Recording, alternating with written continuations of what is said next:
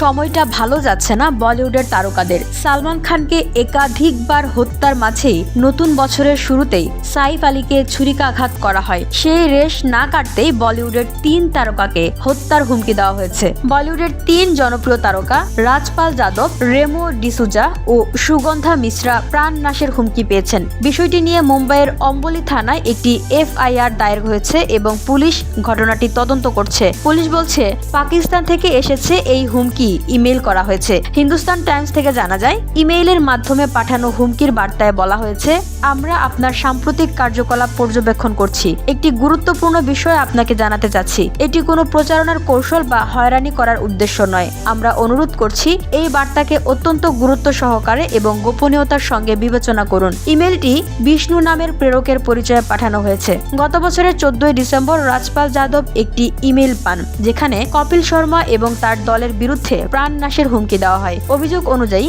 কপিলের show Salman খানের পৃষ্ঠপোষকতায় পরিচালিত হয় এই হুমকি এসেছে। এরপর রাজপাল যাদবের স্ত্রী রাধা যাদব মুম্বাইয়ের অম্বলি থানায় অভিযোগ দায়ের করেন। পুলিশ খতিয়ে দেখেছে যে আইপি থেকে ইমেল পাঠানো হয়েছিল সেটা পাকিস্তানের। এ বিষয়ে পাকিস্তানের সঙ্গে যোগাযোগ করে দেশটির সরকারের সাহায্য চাওয়া হয়েছে।